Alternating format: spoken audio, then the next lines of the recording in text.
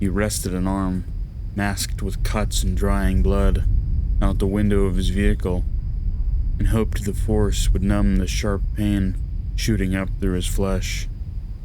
The man pulled it in briefly to wipe off beads of sweat that rolled down his forehead, slicked strands of auburn hair clumping together. Ahead, unending pavement hued like onyx blended with the vast horizon's deep blue. That hauntingly wonderful gradient wormed its way into the man's head, settling alongside sinister memories. Gleaming cones blazed across rural road, as if the milky moonlight itself had descended to interrupt man's concealed depravity. His eyelids were heavy. A feeling of exhaustion slowly overcame him, part by part, like a janitor flicking a hushed building's lights off after hours. His foot wavered on the gas pedal. He grew tense, eager to depart the waking world. "I'll just pull off here, lock the car, sleep till morning. Then I can disappear." That lone thought sparked like a matchstick in his otherwise desolate mind. He wrestled the idea as his car rumbled onward. The last headlights he could recall seeing had been hours ago. Here, stranded nowhere in particular, he was well and truly alone. With his mind tiring more and more with each passing second, he decided to go through with his own proposal. His car began to slow, and a grimace grew heavy with approaching anticipation of slumber. But a distant shimmer, just off the road, enraptured his view. He rubbed bleary eyes and squinted at the strange light. As he approached, still decelerating, his mind tried to make out the harbor he was witnessing. It looked to be a building, a port in his storm, signaled only by a towering neon sign. He depressed the brake, and his SUV halted. The man could only stare at the structure, captivated by its monolithic presence among dark woods. Spellbound like a moth encircling a porch light, his excitement overwhelmed any semblance of hesitation. He struggled to free his phone from his pocket, then pulled it up to his face. No service. Useless piece of junk. He stared at the lock screen, at the vibrant picture of the two of them. Those shreds of what he'd done thrashed violently through his mind yet again, clawing at the periphery of his brain, screaming, pleading to escape. Disharmonious voices clashed in his head, only one belonging to him. It was just a short drive away. He contemplated for a moment, then tossed his phone into the passenger seat and headed toward it. That device slid down into the cushion's worn groove, passing through smears of dark liquid. Dozens of cars packed the lot, with only a handful of open parking spaces dotted around. He trepidatiously pulled in, glancing up at the sign. No name. Simply a nondescript motel, showcased with large glowing red letters. A strange flicker shined off the thin plastic of the word, cast over a humming vacancy sign that sat beneath it. The man studied the sign for a few long moments, idling right inside. The vacancy piece of that sign was curiously absent its preceding no. Not broken, nor turned off. There was no space at all for it to occupy below the sign. He made his way into an empty spot, the engine fading from his mind. He took a deep breath and stepped out, locking it behind him. His eyes shifted around the motel lot. So many spaces were full, yet there were no signs of life. Not a soul was outside smoking, or at any vending machines, or even loitering.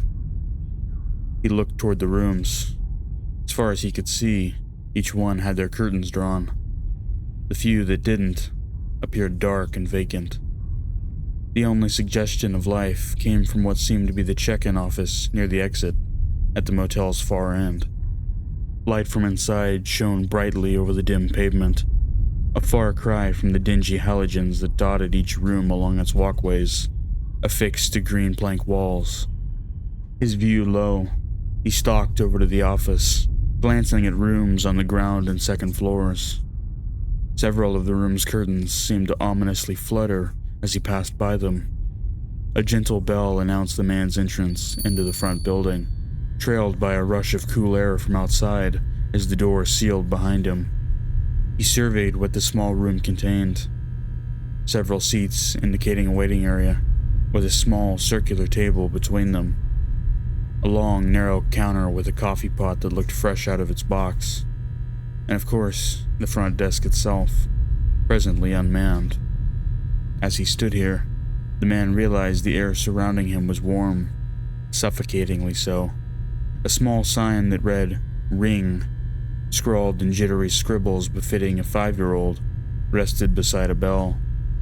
Peering behind the desk, the lack of any noise suggested nobody worked here, but something else told him otherwise. His finger tapped the bell, its sound bouncing around the deceptively cavernous space as another man entered from the back. Wait, how... was he really that out of it? He hadn't noticed this guy before? This employee, the man presumed, didn't exactly look the part. In fact, he looked as out of place as the wayward guest himself. He shuffled up to the desk with an unsteady gait that displayed little confidence in his ability to hold himself upright, much less walk. They stared at each other as the employee carefully approached, moving like a newborn fawn, leading with the scuffed tips of his shoes. It made the man deeply uneasy, despite his otherwise unassuming appearance. The air felt even hotter now as he watched this discomforting display.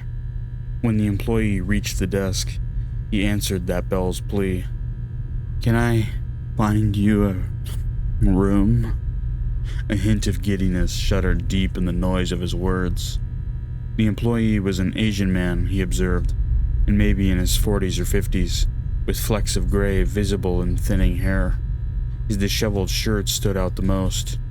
It felt akin to what a stereotypical tourist might wear, a floral-patterned button-down, of which the dominant color was a striking crimson, drably contrasted by dirty old khaki shorts. But the way he spoke, God, it struck a nerve of repulsion and unease in the man that he had scarcely felt in his life. How the employee hung on his words and struggled to extract them from his throat. There was a quality about it that was strangely, almost sorrowful. Hands planted on the desk, they shuddered and twitched as he spoke to his potential guest. "Yes, I'll just be staying one night," the man said, wiping a mix of sweat and dirt from his brow. He glanced down to see the employee scratching his fingernails into the counter's grain. Yes. Many only stay one night." The less he had to hear this guy speak, the better.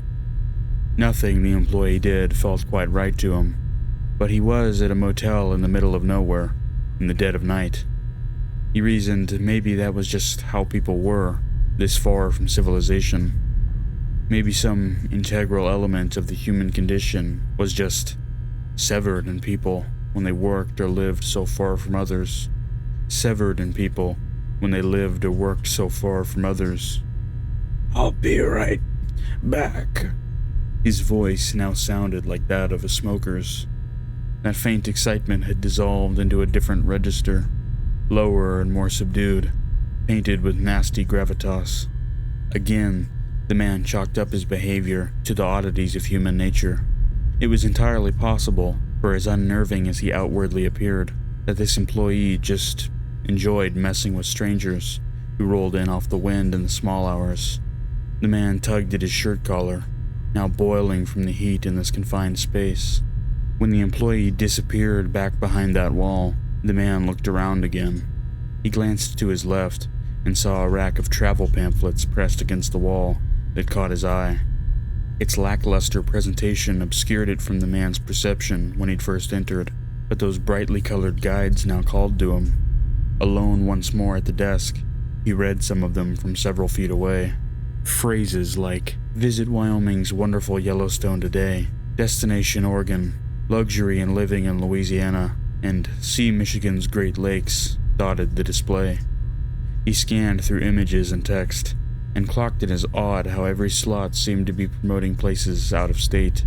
far from here, wherever this place was. His eyes fixated on one pamphlet in particular.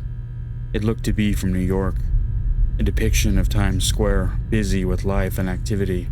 One figure in the crowd was dressed remarkably similarly to the employee, the same apparel and colors. He shrugged it off, seeing only the person's back.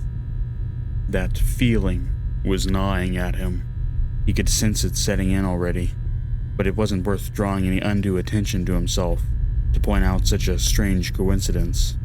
After all, it was no stranger than the rest of this place. Drawn to that image, the quiet humming of overhead lights was disrupted by a loud thud just past the counter. Moments later, the employee stumbled back out, a small metallic object dangling at his side. "Apologies. Here is your room key."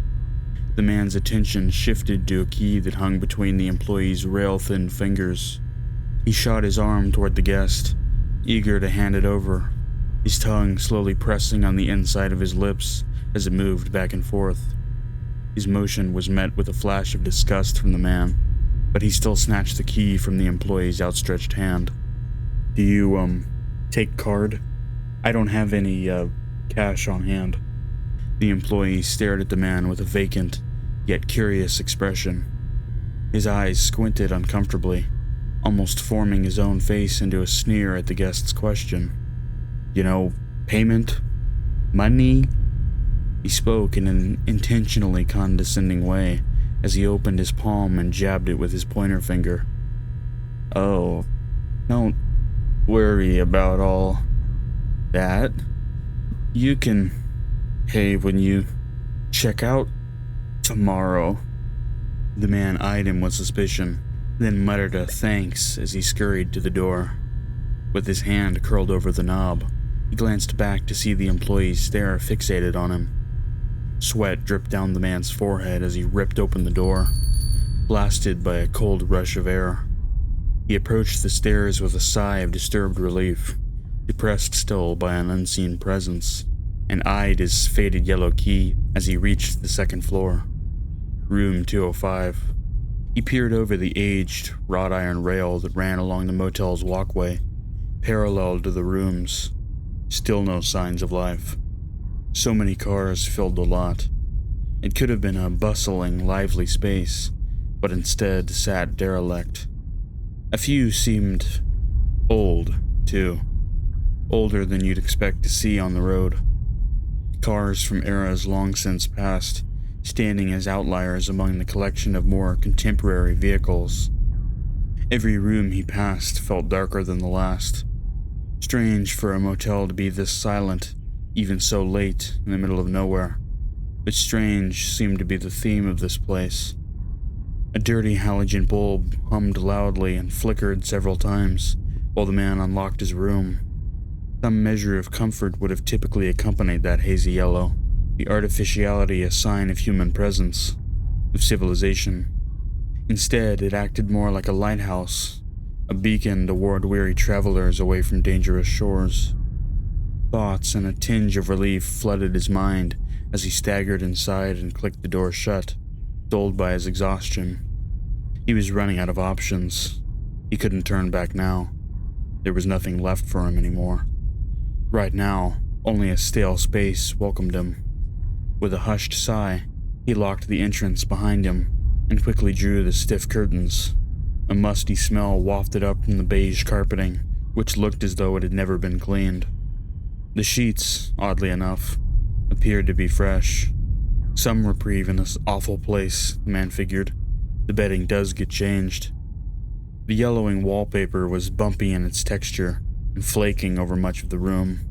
It depicted a gaudy antique pattern of tiny oil lanterns with lines that invoked a spider's web, distinctly stained by the smoke of cigarettes. The man cautiously entered the adjoining bathroom and twisted the sink's knob over to cool. He waited a moment, then splashed water across his warm face. Deep breaths left his nostrils before his gaze rose up to stare at the mirror. What had he turned into? Where was he now? He rubbed his gaunt eyes, darkened by the bags beneath them. What was this feeling that loomed over him? A warning? Or something more? He feared he could lose himself in this darkness. That feeling lingered singularly in the void of his mind, but something else soon came to accompany it. That eventually, his punishment would catch up to him. He would pay dearly for what he'd done. His heart pounded in his chest. They could never find out. All he had now were the clothes on his back and his car outside. There would be no returning to how things were before. The crumbling image that stared back would be his new self. Water only smeared around the sweat and dirt that covered the man's face. He didn't recognize himself. He peeled off his damp pants and shoes and kicked them to the wall beneath the window, while his nerves finally reached a sharp decline. A heaviness refused to unlatch itself from him, but he had bigger things to worry about. The man tossed his car keys on the nightstand and collapsed into his bed, silent as his chest pressed into the musty blanket. Only the glow of that halogen illuminated his room through drawn curtains, and the motel sign beyond that was a faint dot in the dark. His thoughts were the only strand that bound him to this plane, and being forced to think about it was torture. What he had to do to her, the sound of her drowning. That visage was eating him alive, consuming every fiber of himself. The last image of her. His eye twitched as he ran his fingers across the scratches on his forearm. They hadn't bled for long. The wounds still hurt, a mild sting accompanying every touch. It brought the faintest of pain to his flesh. Desperate to sleep, he stared at those luminous curtains. He swallowed his saliva like needles. He knew they'd figure it out, where he was going. It consumed him. The people that would come looking for him weren't stupid. His conscious mind was confident that he'd escape any consequence, that what he'd done would simply fade away into nothing more than another addition to a list with no end. But buried deep within the abyssal trenches of his mind, he already knew his fate. They would find her, find out what he'd done. It would be his demise. He'd gotten sloppy in the end. She had fought back, giving them something he hadn't noticed, a link under the fingernails. Maybe not. The ambiguity burned inside his gut like a wildfire. For all the preparations he'd made, none of it mattered in the end. The most primal, savage parts of his mind took control when his cut-up hands wrapped around her neck. Black sludge oozed from the recesses of his psyche as his heart pulsed rapidly with recall. Her last sight had been the stars above, while her vision faded below dancing water. There was no other way it was going to end. These thoughts were laid bare for him now, to devour the scraps of his conscience, to corrupt him. No matter what he felt, he couldn't bring himself to just give up. Not now.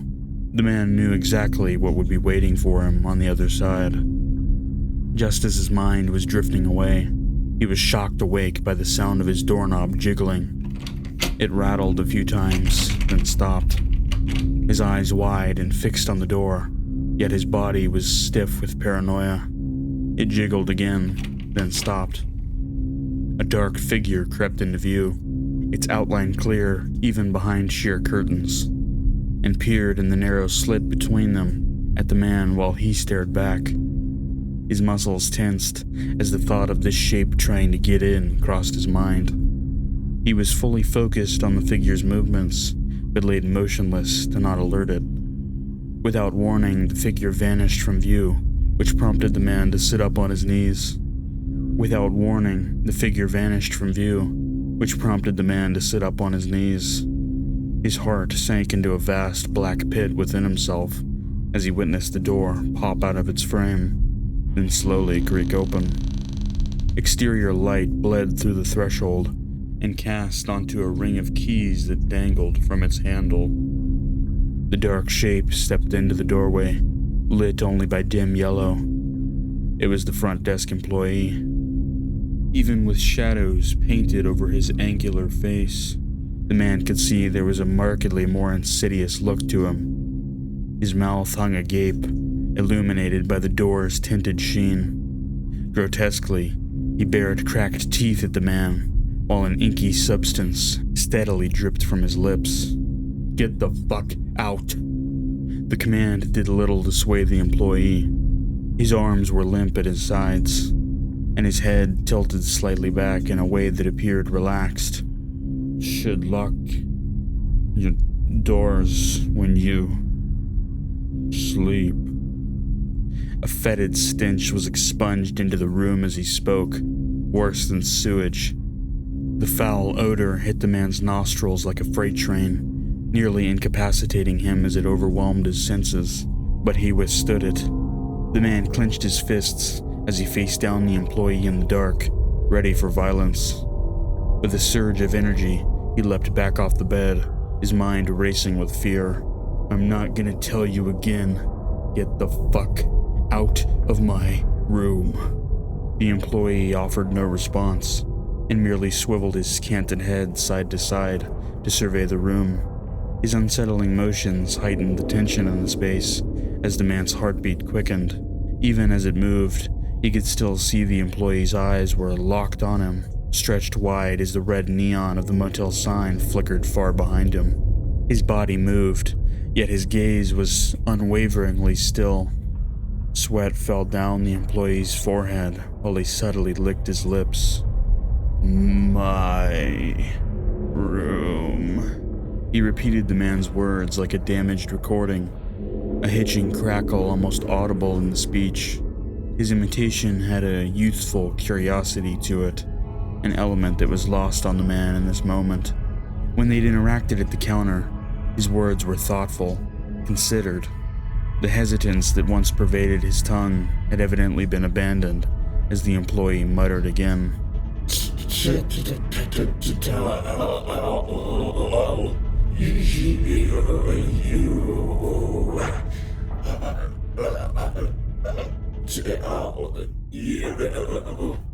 Again. The man was captive here, an audience for this freak's disturbed act. The employee's words a pale duplication that sought to mock and bastardize his command. Sound seemed to spill over itself as it left the employee's mouth, as though several voices were speaking with discordant union. The voice ceased his mimicry, and they both stood quiet once more in the dull motel room, until the employee lurched forward. He froze, and his eyes rolled back into a ghostly white, layered with emptiness. The man's heavy breathing permeated the silence, while his intruder began to choke and cough, which soon decayed into a hunched-over retching.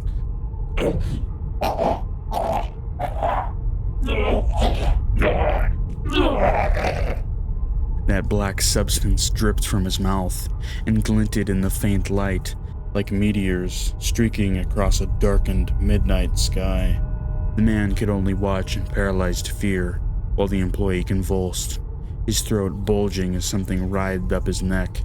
His mouth unhinged, and that black substance poured onto the carpet like wet vomit, sizzling as it burned away his clothes and flesh and melted holes in the flooring. Coldness embraced the man as he backed up against the wall, his hands pressed against it while his mind churned to grasp the situation. The employee clutched at his clothes, confused and writhing while they melted away. Again he stared at the man. Only the sclera remained, yet the man still felt observed. This thing threw his head back, then forward as more of that liquid exploded like a shotgun blast from the employee's mouth and splattered across the man's exposed skin and shirt and the surface behind him. Panic overtook him as he tried to wipe away the liquid that covered him, which only further doused his flesh. The man screamed out in pain as the substance burned him and left pockmarks melted in the tissue. Slowly, the fabric of his shirt dissolved while he dropped to a knee. The sensation was more agonizing than anything he'd ever felt. It took every ounce of strength left in his body not to collapse on the spot as he gritted his teeth. His eyes shot open, to see a black shape erupt from the employee's side, splattering that acidic ooze onto the wall next to it, before clawed fingers spread apart to cut into its own chest. It peeled away with a wet sound, sinew and muscle tearing off to reveal more of a black interior, while viscera dripped to the ground. A swirling vortex, shaded like glittery obsidian, flecked with twinkling gold, was visible and twisted the man's head into a tailspin of confusion. His jaw went slack as he stared into the churning pool, hypnotized by its unnatural image. Slumping forward while the acid stung and singed, a second set of extended, emaciated fingers carefully emerged from the employee's mouth. They gripped his jaw and pushed down, ripping it free from the skull, dangling limply while the leathery digits further hacked at a mangled incision to unmask itself. It studied its victim as he was captivated by the infinite, unbothered with the substance that dotted his skin. One arm now fully unrestrained, it cut into the employee's leg and feverishly tore away more flesh, allowing it to force a rail-thin limb through layers of muscle to stand on. What appeared to be its head worked its way up, pushing apart the employee's throat. One by one, luminous yellow spheres opened along its dark hide, running diagonally as their ghostly white irises dilated to see its prey. It chittered quietly, almost clicking with the unfurling of its mouth. Remnants of the employee's body hung off the creature like a cloak, which it slowly pulled aside to bare its actual form. A sideways orifice split open just below its sickly pupils, tendons and sinew peeling back and snapping to showcase several oscillating rows of jagged, cracked fangs and teeth. Some were distinctly human, while others appeared more animalistic in origin, all of varying sizes and shapes. It lashed a whip-like tongue and let out a guttural noise, then took a step toward its meal. When its foot trudged forward, burdened by the weight of its costume, the creature stepped in a melted divot formed by that saliva. Immediately it collapsed to the ground, which ripped the man out of his trance, while the vile monstrosity let out a blood-curdling scream. Vision blurred. His head throbbed as he drifted around his returning consciousness. That burning along his arms and face was back too, yet paled in comparison to the nightmare writhing before him. Stricken with panic, he could only watch as the creature thrashed like a wounded deer on the ground, fighting to get upright. His heart pulsed in his chest. He had to run. He would die if this thing got back up. He was certain of it. Distracted by its own perils, the man clambered to his feet and charged the bed. He attempted to hop onto the mattress, but as he jumped, the beast quickly flipped around and swung its large, clawed hand at him. Sharp pain pierced his calf and exploded up through his left leg as he glanced down, noticing blood gushing over his exposed flesh. Before he could register it, he landed with his other foot and fell out the open doorway. Ooh! He groaned in exerted agony when he crashed into the walkway rail. It buckled under his weight, its mounts to nearby pillars giving way as he pushed off it. He caught a glimpse of the creature trying to rotate, ferociously clawing at the bed to help it stand, then suddenly looked to his leg. A chunk of flesh had been torn from it, everything below the knee now drenched in a deep red. With one hand still on the railing, the abomination hissed as it finally started to right itself, which again grabbed his focus. When his bloodied leg pressed down onto the walkway, a section of the barrier suddenly tore free from its position and fell nearly 10 feet. It crashed into several cars below, shattering their windshields and caving in their frames as he hobbled away in shock. Car alarms now rang through his ears in cacophonous tones. Cold air gusted over his wounded face as the man hurriedly stumbled toward the stairs, glancing back every few steps. Finally, as his head turned, he watched the creature creep out of his room and stare him down. He began his descent, quickly dropping off each step as pain surged through his leg, leaving small puddles of blood along the concrete surface. Flooded with an immense overload of fear and panic, the man's body momentarily gave out. His legs crumbled and he dropped, falling toward the landing and rolling down several steps before slamming into the wall. He moaned and sputtered, pulling together all his energy to stand up, while the creature steadily made its approach. Discordant humming and a sinister low crackle preceded this monster as he got to his feet, leaning on the staircase's handrailing. When his bare foot touched the first step, he caught the monster coming into view at the periphery of his vision.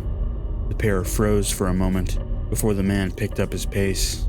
It, however, remained motionless, like a cougar waiting for its prey to run. It simply watched the man step down as the handrailing tore loose from the wall, sending him flying onto the concrete of the ground floor. He was so close. He could make it. He could escape this thing. He writhed for a moment as the abomination slowly made its way down the stairs. The lumbering form hunched over to observe the man. Overcome with unbearable pain and exhaustion, he tried unsuccessfully several times to push himself to his knees. Finally, he got up, blood oozing from his leg, while his skin continued to melt. Fuck. A rumbling noise came out of the creature as it stepped onto the parking lot cement, watching the man stumble toward his car. The SUV was backed in, resting opposite the crushed vehicles, which drew his attention for the briefest of moments before he hobbled up. He glanced back, confused why the creature refused to follow. He was weak, vulnerable, an easy target. Why was it letting him get away? He wrapped his sliced-up hand around the driver's door handle and pulled.